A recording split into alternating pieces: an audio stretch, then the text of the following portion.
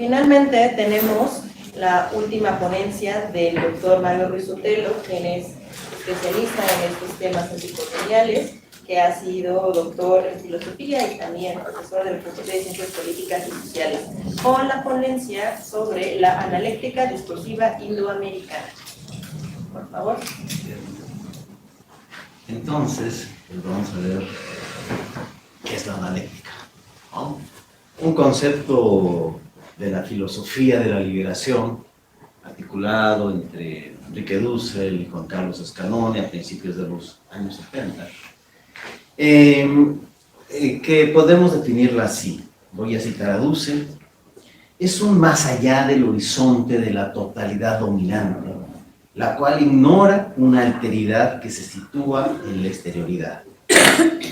Niega la negación de esa totalidad desde la afirmación de esa exterioridad, de esa alteridad ignorada, considerada un no ser por la totalidad dominante, y revela un ser desconocido, con una pretensión de verdad nueva. Esto de la totalidad del dominante podemos entenderlo como una ideología dominante que niega la razón de ser de algunos grupos, y que en consecuencia estos grupos negados van a revelarse, van a revelar un ser desconocido, negando la negación de esa ideología, de esa totalidad dominante. Parto de la siguiente hipótesis: los pueblos indoamericanos construyeron una discursividad analéctica con respecto al discurso dominante de la modernidad, ¿sí? Hablo de los pueblos indoamericanos del siglo XVI, particularmente. Es un pensamiento que entraña una racionalidad política que sirve de base para articular una filosofía política. Es decir, voy a plantear lo siguiente: que en ese discurso, en esa crítica que hacen los pueblos indoamericanos a la invasión española, podemos encontrar un discurso racional crítico político. Y voy a entender lo racional como aquello que promueve la vida y lo irracional como aquello que la niega. O sea, esta crítica que van a realizar, crítica racional política, va a ser hacia aquello que está negando la vida, ¿sí? Planteo que los pueblos originarios de América realizaron una reflexión política sobre la invasión española en sus territorios. Su discurso constituye la primera crítica a la modernidad. Aquí me estoy basando en algo que plantea Dussel. El primer crítico de la modernidad es Las Casas. Yo mismo he recuperado esa hipótesis y la he trabajado, pero ahora creo que podemos ir un poquito más atrás y decir que los primeros que hacen la crítica son los propios pueblos indoamericanos, y que más bien lo que hacen Las Casas es una traducción a partir de un lenguaje filosófico de esa crítica que él observa. Pero el discurso fundacional sería el de esos pueblos que sintieron la invasión y la criticaron.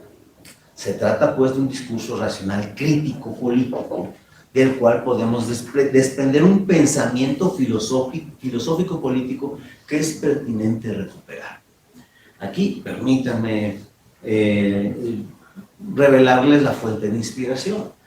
Aristóteles recupera el pensamiento de los antiguos pensadores, valiendo la redundancia, que no se llamaban así filósofos. Pero Aristóteles dice, elaboran un pensamiento donde hay una base material para explicar la naturaleza, el ser, y entonces les podemos llamar filósofos. Sobre la base de ese ejemplo, yo señalo, aquellos que hicieron una crítica racional, política, donde están evaluando, donde están buscando afirmar aquello que es negado por esa ideología dominante, a esos les podemos llamar también filósofos. Podemos desprender un pensamiento filosófico político. Vamos a ver si se puede. Comencemos por el principio más remoto, la presencia de Colón desde su primer viaje en la isla de Haití, que hoy se llama La Española, a consecuencia del nombre que le puso Colón, donde está Haití y República Dominicana. Colón dejó una tripulación como una supuesta muestra de buena voluntad de 39 integrantes, y cuando regresa en su segundo viaje se encuentra que todos han sido ya ajusticiados. Y se pregunta por qué. Bueno, este pueblo que desarrolla esta primera resistencia son los taínos, un pueblo que fue exterminado de manera absoluta por Colón y compañía a partir de la invasión de Colón. Esto le llamo la resistencia taína, el despojo y la cosificación de la mujer, primera cara del colonialismo moderno. Señalo esto al explicar la muerte de los 33 tripulantes que dejó Colón en la isla de Haití. Encontró los siguientes argumentos, y voy a citar a Las Casas, que se valió de informantes que le revelaron esta razón. Cuando pregunta Colón, pues los taínos respondieron que algunos eran muertos de enfermedad y otros se habían ido la tierra adentro con sus mujeres y aún con muchas mujeres.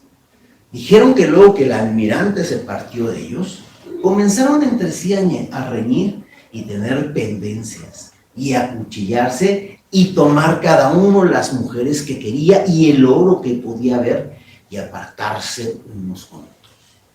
Caonabó, cacique de la Maguana, mató a 10 u 11. ¿Qué significa esto? Que los taínos encontraron que los invasores se estaban apropiando de las mujeres y que recibieron la pena de muerte por parte del encargado de hacer justicia, que era nada menos que el cacique Caonabó.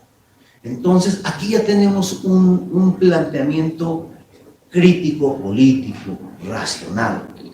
La cosificación de la mujer y el despojo deben ser penados. Primera lección, pues, que nos da el pensamiento indoamericano que quiero recuperar. Hay otro cacique, este estaba en Haití y huyó a Cuba, al observar una estrategia ciertamente terrorista de los colonizadores, que era identificar a los caciques y asesinarlos en público, quemarlos vivos. El propio escudo de Cortés, si ustedes lo revisan, tiene 7 cabezas de todos los caciques que mató. O sea que eso era un motivo de orgullo. Uno de esos caciques en Haití era Guatey, y huye a Cuba al ver las masacres que estaban cometiendo los españoles. Ahí pongo una estatua que está en Cuba y le llaman el primer rebelde de América. Creo que sería el segundo, porque el primero sería Caonabó. Pero lo importante no es el número, sino el discurso crítico que podemos encontrar en este caso en Guatey. Huye con parte de su población y me parece que podemos decir que hace una evaluación de la religiosidad de los invasores y de las razones de esa violencia que habían ejercido contra los pobladores caínos.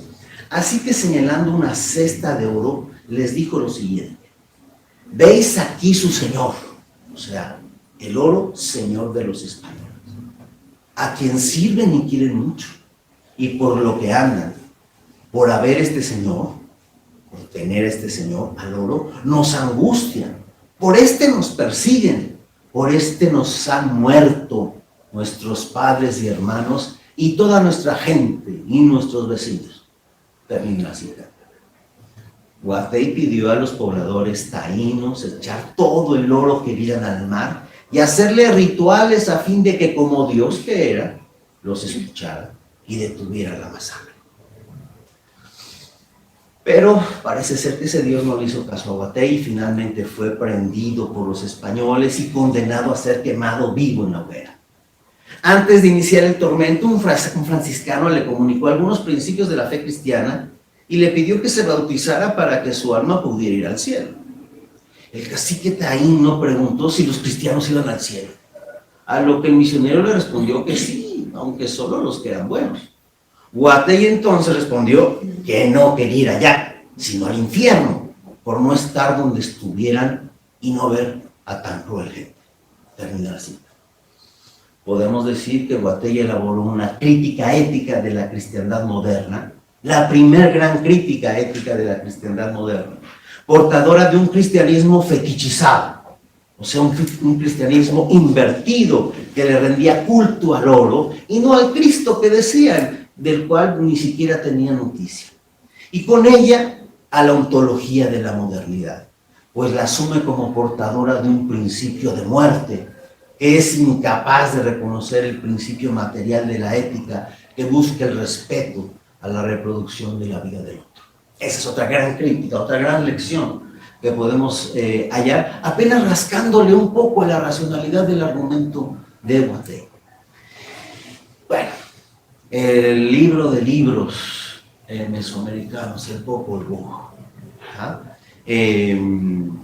me parece que podemos decir que tenemos ahí la reinvención de la escritura maya, ya que sabemos que había una escritura maya, pero a partir de que entienden los caracteres latinos, los empiezan a usar casi de manera inmediata. Claro, los caracteres latinos les habían sido enseñados para aprender la cultura occidental, para aprender el cristianismo, para aprender las oraciones, para rezar. Y eso lo hicieron. Pero escribieron a escondidas diferentes textos, entre ellos, el más importante de todos, el Popol Vuh. Y entonces podemos ver entre los primeros renglones de este conocido texto lo siguiente. Esto lo escribiremos ya dentro de la prédica de Dios en el cristianismo. Vamos a sacarlo a la luz porque ya no hay dónde ver el Popol Vuh. Instrumento de claridad venido de la orilla del mar, donde se cuenta nuestra oscuridad. Instrumento de claridad sobre el origen de la vida, como se dice. Había un libro original que fue escrito antiguamente, solo que están ocultos quienes lo leen, aunque lo interpretan. Termina así. ¿Por qué están ocultos quienes lo leen? Por esa ontología de muerte de la modernidad dominante, por esa cristiandad intolerante que finalmente provoca que los mayas se escondan y escriban a escondidas de Occidente, con las herramientas de Occidente, un libro para mantener la tradición ajena a Occidente. Y entonces podemos decir que el Popol Vuh es un libro moderno para resistir la modernidad. Es un libro construido desde la alteridad maya que cambió el sentido de la divulgación original del alfabeto latino. Representa la construcción de una forma inédita de comunicación que podemos llamar protobarroca, como en la primera ponencia del día, inspirado en Bolívar Echeverría, solamente que yo le hago un ajuste. El primer barroco es el de los pueblos originarios, que se resisten de esta manera ajeno a la lógica occidental, basada en la resistencia a una modernidad dominante que mantiene como inaceptable y ajena, pero inevitable, parafraseo a Bolívar Echeverría, por lo que decide resistirla a través de una construcción alternativa que permite trascenderla. ¿Sí? Para eso escribe en el libro a escondidas. Occidente no supo de él en 150 años. Los quichés entendieron que la sobrevivencia de su tradición no moderna solo podía darse a través de un libro moderno, hecho por ellos, a semejanza de los libros hechos por los cristianos. ¿Sí? Bueno, el Chilam Balam de Chumayel.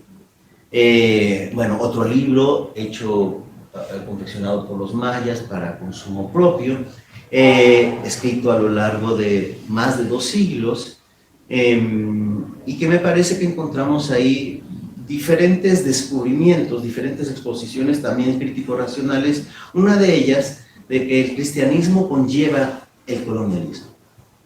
Dice en este conocido pasaje de Chilam Balam, cito, solo por el tiempo loco, por los locos sacerdotes fue que entró en nosotros la tristeza, que entró en nosotros el cristianismo.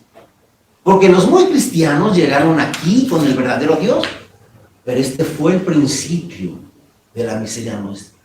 el principio del tributo, el principio de la limosna, la causa de que saliera la discordia, el principio de las peleas con armas de fuego, el principio de los atropellos, el principio de los despojos de todo, el principio de la esclavitud por las deudas, el principio del padecimiento.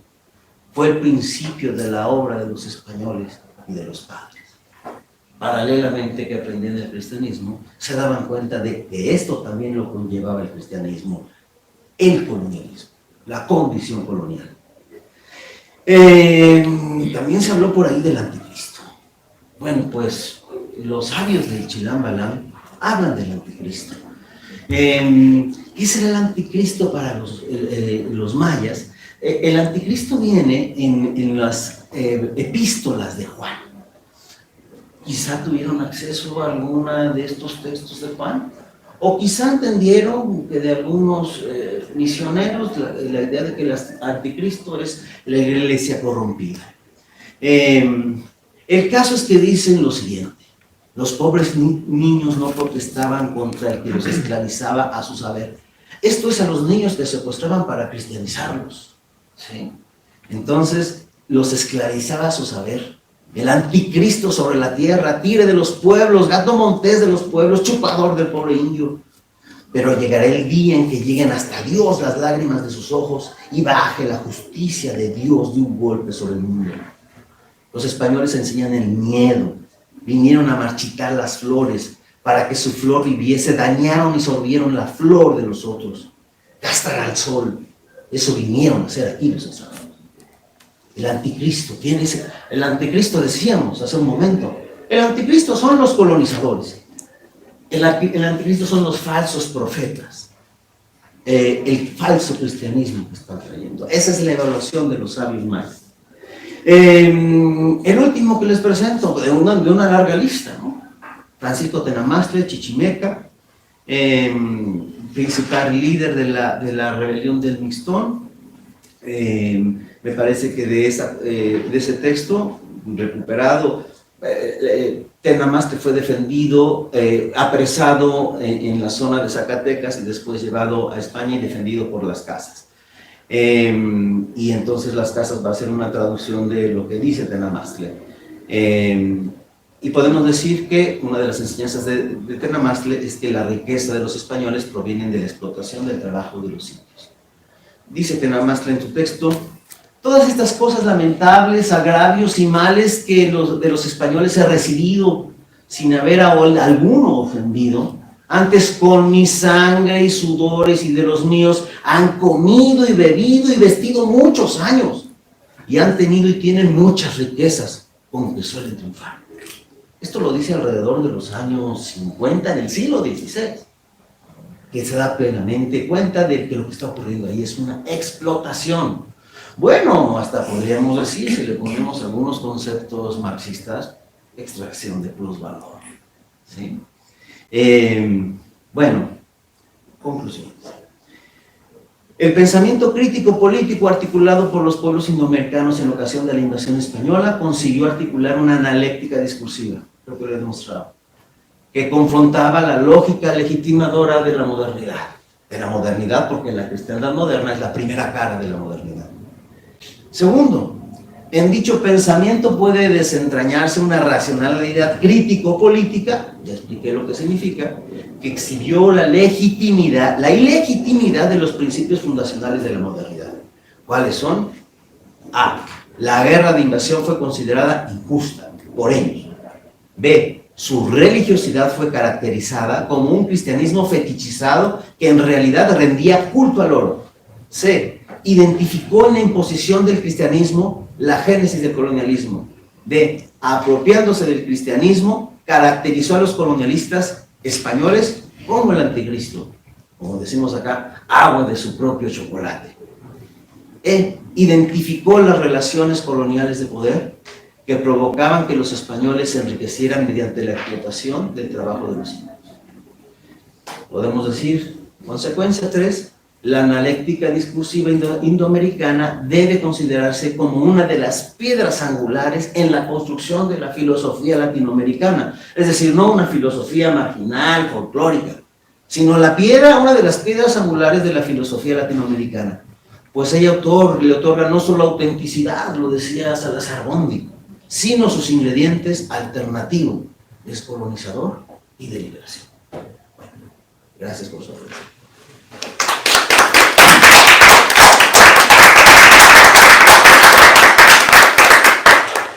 Muchísimas gracias. Creo que a todos nos queda claro que han sido muy propositivas todas estas ponencias y esta última, sobre todo, ¿no? Retomar todos estos nuevos y viejos temas de resistencia y recuperación que son propiamente de estos pueblos, desde la resignificación de ellos mismos, es sumamente un trabajo bastante grande y muy importante.